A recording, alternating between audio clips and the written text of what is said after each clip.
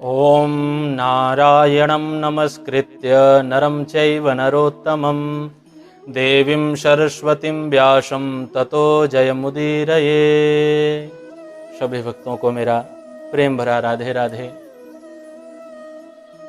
एक बार धर्मराज युधिष्ठिर ने भगवान श्री कृष्ण से पूछा कि हे केशव, हे माधव, हे मधुसूदन, आप कृपा करके भाद्रपद मास के कृष्ण पक्ष की एकादशी का महात्म्य बताइए और उस एकादशी का क्या नाम है और किनका पूजन किया जाता है, विस्तार पूर्वक कहें। भगवान श्री कृष्ण ने कहा, हे कुंती पुत्र, तुमने बहुत सुंदर प्रश्न पूछा है। भाद्रपद मास के कृष्ण पक्ष की एकादशी का नाम अजा एकादशी। इस व्रत के प्रभाव से मनुष्य के जन्म जन्मांतर के पाप नष्ट हो जाते हैं। व्यक्ति समस्त पापों से मुक्त हो जाता है, निर्भय हो जाता है, और जो इस व्रत को करता है उसको वैकुंठ की प्राप्ति होती है।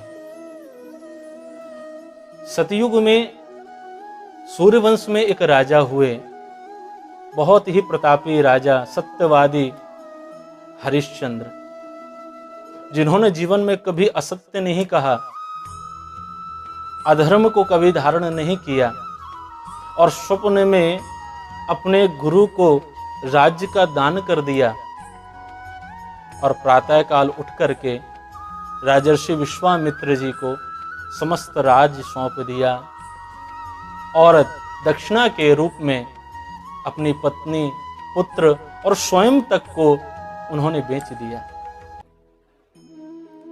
एक चंडाल के दास बन गए। शमशान घाट में जितने मुर्दे आते उनको जलाते, उनके वस्त्र उतारते और जो कुछ भी पैसा प्राप्त होता तो अपने मालिक को सौंप दिया करते। कभी असत्य नहीं बोला, कभी असत्य पथ पर नहीं चले, धर्मनिष्ठ राजा थे।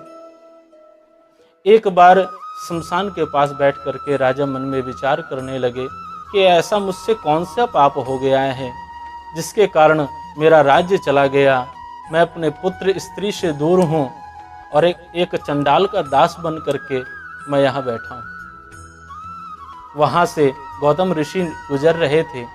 गौतम ऋषि को देख करके राजा ने प्रणाम किया और अपने सब दुख गौतम ऋषि के सामने रखे, अपनी व्यथा को सुनाया। गौतम ऋषि ने कहा, हे राजन, तुम सत्यनिष्ठ हो, सत्यवादी हो, इसीलिए भगवान तुम्हारी परीक्षा ले रहे हैं। लेकिन तुम चिंता मत करो, आज से 7वें दिन भाद्रपद कृष्ण पक्ष की एकादशी, जिसे अजा एकादशी कहा जाता है, तुम उस एकादशी व्रत का पालन करो, जिससे तुम्हारे समस्त मनोरथ पूर्ण होंगे और तुम समस्त पापों से भी मुक्त हो जाओगे।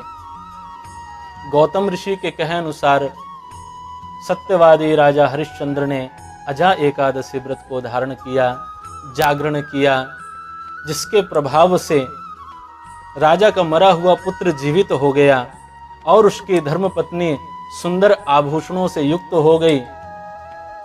वर्षा होने लगी, पुष्पों की वृष्टि होने लगी।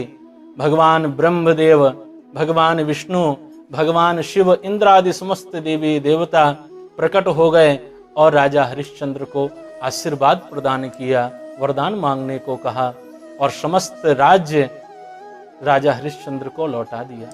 अजा एकादशी के प्रभाव से राजा हरिश्चंद्र को पुनः अपना राज्य प्राप्त हो गया, समस्त पापों से मुक्त हो गया।